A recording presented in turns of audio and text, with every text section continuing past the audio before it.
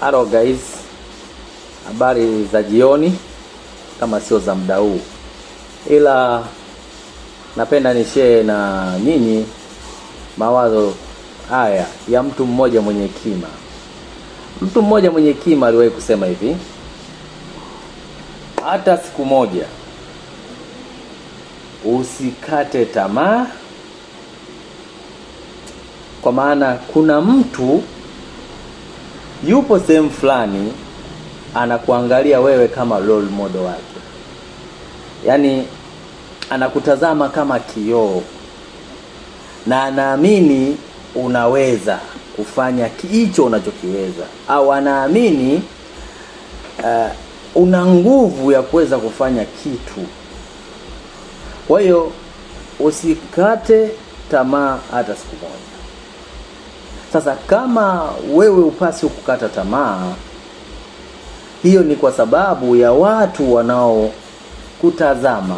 Inawezekana ikawa familia, inawezekana ikawa ndugu au rafiki yako, au kama sio marafiki, au jirani ambaye anatamani sana na anaamini sana kwamba unaweza kufanya kitu kimoja, unaweza ukafanya kitu, kwamba unakuwa kama role model, anakuangalia wewe.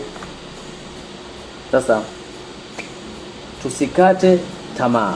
Huu ndo wimbo ambao mimi naamini sana ni wimbo bora, au kama sio neno bora sana katika maisha yangu kulisikia, kwamba nisikate tamaa. Na wewe nakwambia pia usikate tamaa, kwa maana maisha yana siri ndefu na yana siri kubwa.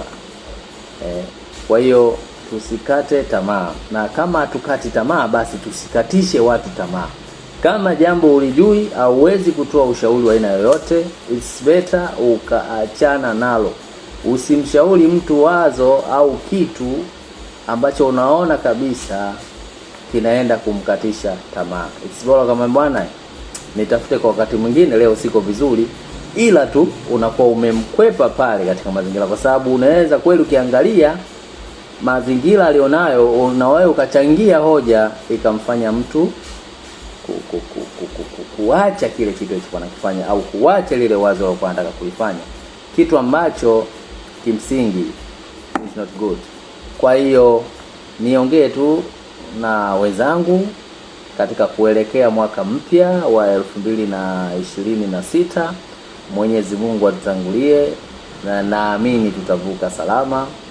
Nawapenda sana wale marafiki zangu, majirani zangu, ambao watu ambao wote wale walikuwa wakinisupport mimi katika namna moja ama nyingine. Sisi ni wanadamu, wengine yamkini niliwakosea, na wao walinikosea. Kwa hiyo naomba wanisamee na mimi nawasamee. Mwaka 2026 natamani sana na ningependa sana kuona nikinyanyuka kimaisha